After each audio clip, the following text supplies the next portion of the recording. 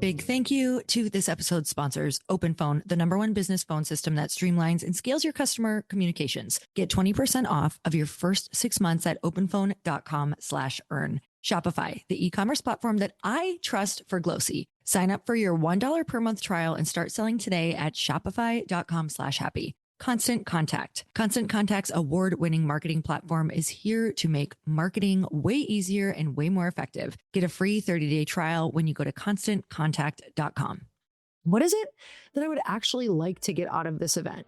Am I going this year just because I really, really want friends that I'm going to stay connected to outside of that? Okay, if that's the case and I write that down, how am I going to go into this with the intention of continuing these friendships after and go in armed with a couple ideas like that? And that's going to feel pretty bold. That's going to feel pretty audacious, but you're never going to leave with something that you want if you don't do that.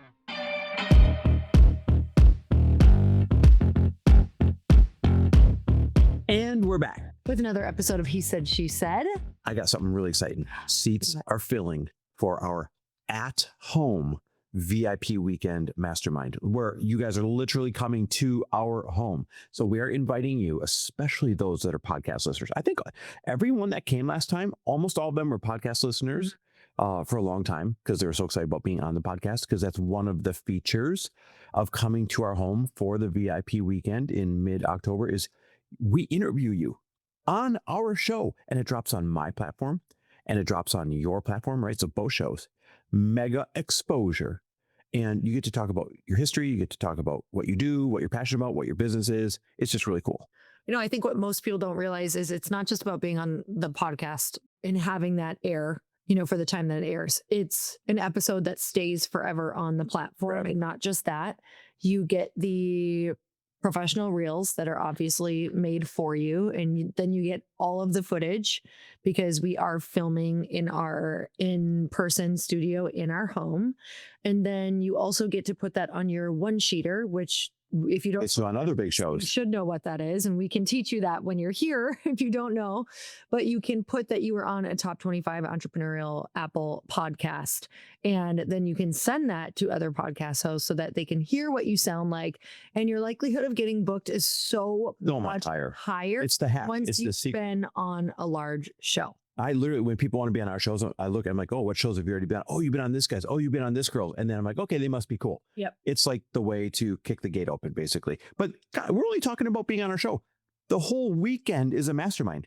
2 days, a dinner, the photo shoots around the house, the ocean view in our home. Everything is an inspirational mastermind where we are working on your business as individuals. Lori and I are. Nick is, who, he's our COO, runs everything for all of our stuff.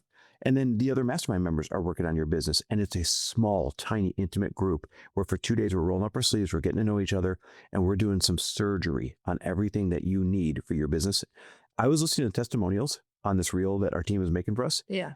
They are amazing. They're like, I made 10 times my money by the end of the weekend of what the investment was. One idea was worth it in the first 10 minutes. Like, just awesome stuff comes out of masterminding, not to mention being on the podcast. Yeah, guys, it's new ideas. It's looking at what you are doing to see if that is still working. It's looking at where you're undercharging. It's looking at how you can optimize your business. It's looking at how to get yourself out of the things that you don't love anymore and back into your zone of genius so you can make more money. It's looking at where you're leaving money on the table. It's so insane to be with 10 other businesses to learn all of the things that are and aren't working. Like, I don't understand why entrepreneurs don't go and work with mentors, because you're just going to do the same damn thing and be stuck in the same place for the next year or 5 years or 10 years until you go learn from people who are ahead of you. I'm not kidding. You just nailed it. You're going to spend 2 or 3 years learning what we could share with you in one weekend. No joke, no exaggeration. So anyhow, that's enough hype. Right now, hit pause, go to chrisharder.me/weekend, check it out and grab a spot. It's a freaking bargain. Probably the best product that we have right now at this very moment. Go to chrisharder.me/weekend. That's chrisharder.me.me/weekend. All right. So speaking of weekends, this weekend, you are going to your best friend Lindsay's Powerhouse Women's event. This thing has grown and grown and grown. Last year, it took a mega step. It went from a really big event to a mega event. 800 women. I have Crazy. no idea how many countries they come from, but it's really cool. And what I wanted to ask you about today was I had one of my individual, I won't say who, one-on-one clients.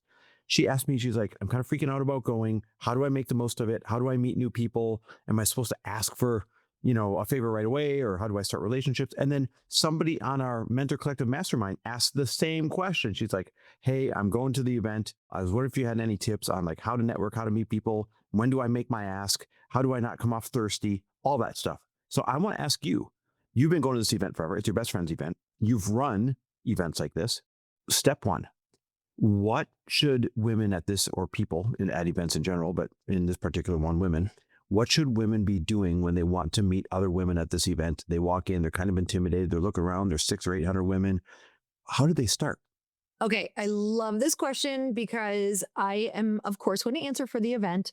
But you guys, this applies to dinners that you go to for work. This applies to gatherings at different people's homes. This applies to being in an elevator with an important person. Like, you guys want to first start with an intention. Like, always know what it is that you would want, or a question that you would want to ask somebody, whether it's to be interested in them or something that you need. I think it's important to always sit and kind of take inventory of where you're at in your life. Because when you get opportunities, if you don't know what you want, if you don't know what you need, and if you don't know what you're struggling with, and if you don't know how to be interested in others, you're screwed. Like, you're going to be so looked over because you haven't honed in on any of these skill sets. So when you're going to an event like this, I think it's important to just take 5 minutes, 15 minutes, sit with the journal or sit with the notes section of your phone and say, what is it that I would actually like to get out of this event? Am I going this year just because I really, really want friends that I'm going to stay connected to outside of that? Okay, if that's the case and I write that down, how am I going to go into this with the intention of continuing these friendships after? So if I went into it, I would go in with this idea or this sentence, essentially, that when I meet someone that I really click with, I want to say, hey, I'm looking for keeping friendships outside of this. I'm looking for someone who wants to stay accountable to each other. I'm thinking it could look like meeting for an hour once every 2 weeks and just asking each other, hey, what are you working on? What do you need? How can we help each other? And doing equal amounts of time on that call. Or maybe you meet and you're in the same area and you say, hey, I would love to do a workout every Monday with you with maybe a 30-minute coffee afterward. Like, what is the expectation on that relationship that you would like to place or ask for? And go in armed with a couple ideas like that. And that's going to feel pretty bold. That's going to feel pretty audacious, but you're never going to leave with something that you want if you don't do that. I want to back up. We're talking about networking at events, trying to meet people. You're talking about after you've introduced each other, had 5 minutes, 10 minutes worth of conversation. You're already talking about how do I keep this thing going, which is a great tip. You have to take it from in person to then post event, and you have to be the one that champions that. I want to talk about, like, you're looking at somebody across the room, you want to meet them. Well, what do you say? Mm-hmm. How do you go up to that person? Or if they come up to you, what do you say? What are the first few sentences that don't make you sound crazy, but also get the right pieces of information in so that they're interested in you? Yes. So first of all, that was the intention that I was sharing. And that's how you follow through with the intention, is being armed with those questions and then following through. So if you want to be armed with even more questions of just being interested, I think it's really important to go in with questions that can be reciprocated to your favor as well. And some of you might be like, oh, that seems a little weird, but this is literally how networking works. Like, I don't want to just go up to somebody and ask them questions that aren't necessarily going to be powerful for them or for me to learn, right? Because at the end of the day, we're not only trying to learn about them and how we can help them, but we are also trying to have them learn that about us. Mm-hmm. So when I go into networking events, it's, hey, what are you working on? Mm-hmm. What are you most excited about? That's fine. Where are you struggling? What do you need right now? Yep. Like those are my questions. I ask them in either, like a series of 4 or I ask them in 3 or whatever that looks like.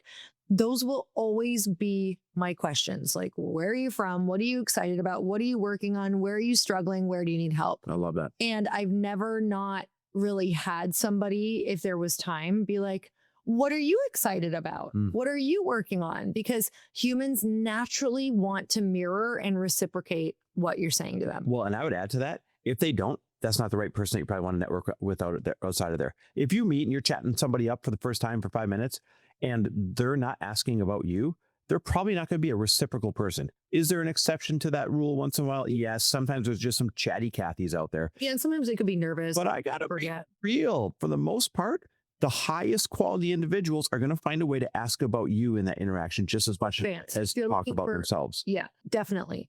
I think if you're looking for a more advanced connection to match you, because there are going to be people of all levels there who this is their first personal development event and they're not really in tune with this quite yet. So yeah, that will you'll be able to tell, I think, through that interaction. Unpopular opinion, but you do want to go find the higher quality contacts at an event like this. Absolutely. So like, you better learn this game right away. You better practice it. And if you come across somebody like, oh, maybe this is their first event, I'm not saying you like walk away from them. I'm just saying spend your time looking for the higher quality contacts and they reveal themselves because you can tell that they take interest in you.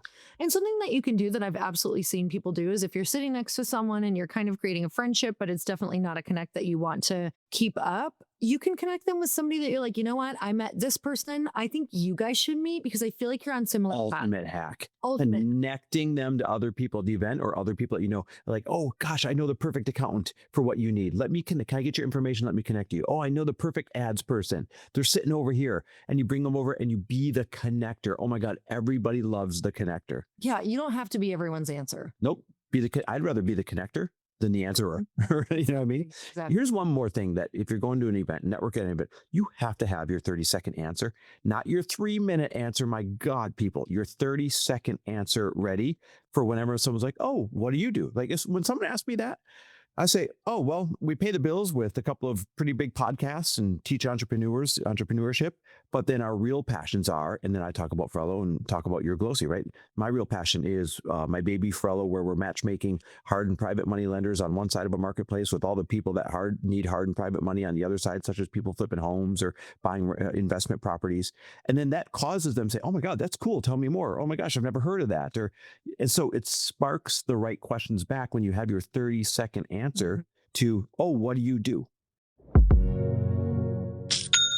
I get asked all the time what it was like to pivot from digital products, books, events into a physical product, a consumer package product. And I will say it was one of the biggest learning curves of my entire life, not to mention hiring a team who has a background in this and just everything that I have to learn about getting a physical product out into the world and how to acquire customers with it. But let me tell you one thing that was super easy, and that was my e-commerce platform in choosing it, because I had heard so many amazing things about Shopify.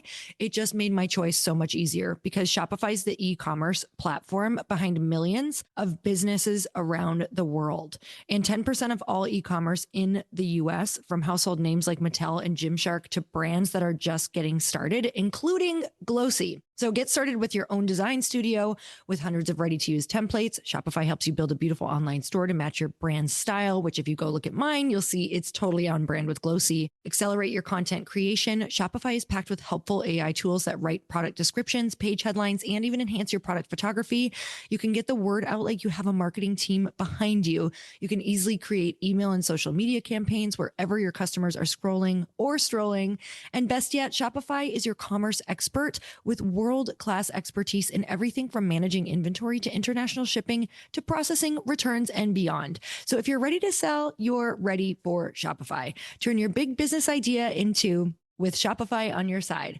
Sign up for your $1 per month trial and start selling today at shopify.com/happy. Go to shopify.com/happy, shopify.com/happy. If you're running a business, you know that every time you miss a call or communication with a customer that you are leaving money on the table, except it's not sustainable to be available 24/7. That's why you need OpenPhone. OpenPhone is the #1 business phone system that streamlines and scales your customer communications. It works through an app on your phone or computer, so no more carrying 2 phones or using a landline.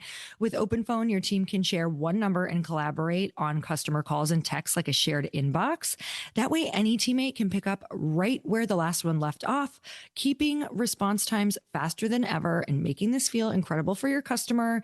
Plus, say goodbye to voicemail. Their AI agent can be set up in minutes to handle calls after hours, answer questions, and capture leads so that you never miss a customer.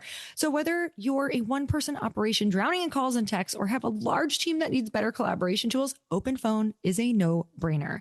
See why over 60,000 businesses trust OpenPhone. OpenPhone is offering my listeners 20% off your first 6 months at openphone.com/earn. That's openphone.com/earn, openphone.com/earn. And if you have existing numbers with another service, OpenPhone will port them over at no extra charge. OpenPhone, no missed calls, no missed customers.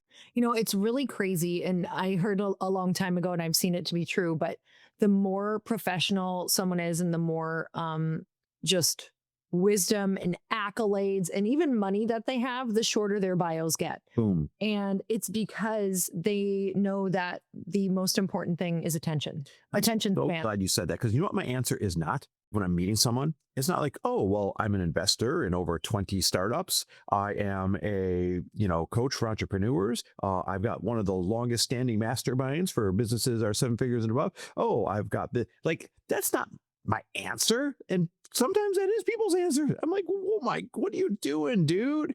Like, have your 30-second spiel ready. Practice it, you guys. It should be second nature. I don't care if you're meeting someone in an elevator. I don't care if you're meeting someone at an event. The simplest answer, oh, well, we've got a pretty large podcast, talks about entrepreneurship. We teach entrepreneurs as well. That's what pays the bills day to day. But our real passion right now is my startup fellow, where we're matchmaking a marketplace, putting hard and private money lenders on one side and people that need private money loans on the other. Boom. Now they're asking me questions about one of those things. Mm-hmm. All right, babe. So put a bow on this thing for me. You're going to this event. You're flying to it tomorrow. Any last tips for anyone who's going and they're nervous? I know they're not going to listen to this before then, but like any event you're going to, any other tips for networking? Yeah, just go armed with those 4 questions that we mentioned. What are you excited about? What are you working on right now? Where are you struggling, and what do you need help with? And I think that those, whether it's a dinner party, whether it's someone you're just meeting, I think you're going to learn so much about people. And, as long as you have those, you're going to be the most interested person in the room is the most interesting person to the people that are there. And I don't want you to forget that. And I also don't want you to get stuck on having too hard of an agenda of who you need to meet and what you need from this event or what you need from this dinner party. You have to go in there with the intention, but hold it loosely. So And play the long game. Play the long game and look for the magic. Like, allow the magic to happen, because a lot of times the intention I go in with is not the magic that I come out with. So play the long game and know sometimes you're going to go to stuff and feel like maybe something didn't happen. And then you might realize later that it actually did. Here's how I play the long game with these things. Ready? My goal is never to make the ask. My goal is to start the relationship. That's it. I'll make the ask after I start the relationship, when we're having coffee or a follow-up Zoom or a phone call or something like that. Oh my God, that's such a good rule. I've just never heard it put that way. Like, I never go with the goal to make an ask. It's to start the relationship. Oh my gosh, I just have to say, this is one thing that is like putting people on the spot that you just meet and asking them or something is one of the most uncomfortable situations I have ever been in, that you actually start to avoid the person. So guys, make the relationship, do the ask afterward. Don't do it the second you meet someone. Amen. All right, guys. Well, good luck with any event that you go to. It can be one of the most powerful ways to grow your network, which therefore grows your business.